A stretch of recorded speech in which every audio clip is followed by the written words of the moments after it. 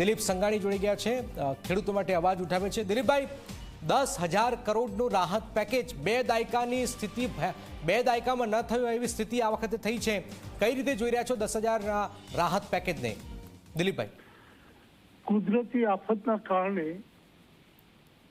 ખેડૂતોની કપોળી સ્થિતિમાં તાત્કાલિક નિર્ણય કરીને મંત્રીઓ અને અધિકારીઓને ગ્રાઉન્ડ રિયાલિટી જાણવા માટે સર્વે કરવા મોકલીને એનો રિપોર્ટ તુરંત મંગાવીને આટલા ટૂંકા સમયમાં 10,000 કરોડ જેવી રકમનું પેકેજ આપવું એ ખેડૂતો માટે એક રાહત નહીં, સારી રીતે પેકેજ આપ્યું કહેવાય. એ રીતનો નિર્ણય માન્ય મુખ્યમંત્રીએ જે લીધો છે એ આવકારદાયક છે.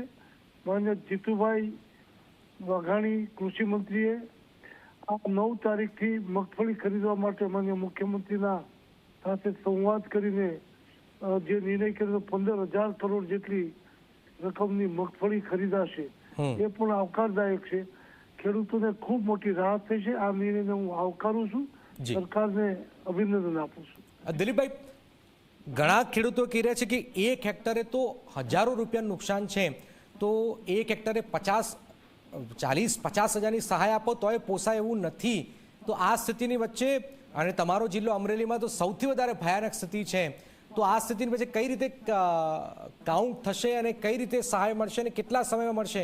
કારણ કે ઘણા સમયે સહાય જલ્દી મળતી નથી ને ખેડૂત ખતમ થઈ જાય છે. એમાં સરકારે નિર્ણય લીધો છે, જેટલો ઝડપથી જે સંવેદના બતાવી છે એ જ બતાવે છે કે સરકાર તાત્કાલિક આ બાબતની સહાય ખેડૂતોના ખાતામાં જમા કરશે. બીજો એક શબ્દ સમજવો જોઈએ, વિપક્ષવાળા જે ભાષામાં બોલવું એ બોલશે, રાહત આપે છે, પૂર્ણ નુકસાનની ભરપાઈ નથી કરતું. અને હંમેશા ભૂતકાળમાં પણ રાહત અપાણી છે. આટલી મોટી રાહત ભૂતકાળમાં ક્યારેય નથી અપાણી.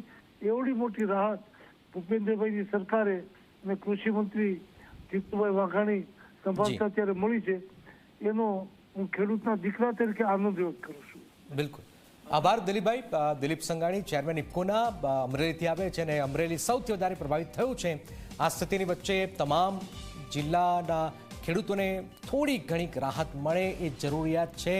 કારણ કે જે સ્થિતિ મગફળીની થઈ, જે સ્થિતિ આપ જુઓ કે મોટાભાગે સૌરાષ્ટ્ર હોય મગફળી સફાયો થઈ ગયો, તમે જુઓ કે દક્ષિણમાં જાઓ ડાંગર સફાયો થઈ ગયો, કપાસ પણ રહીને સફાયો થઈ ગયો, જે પણ પાક હતા, શાકભાજી, શિયાળાની શાકભાજી હતી એમાં પણ સફાયો થયો. તો 1 હેક્ટર તમે 50,000 રૂપિયા પણ આપો એ પણ ઓછા છે.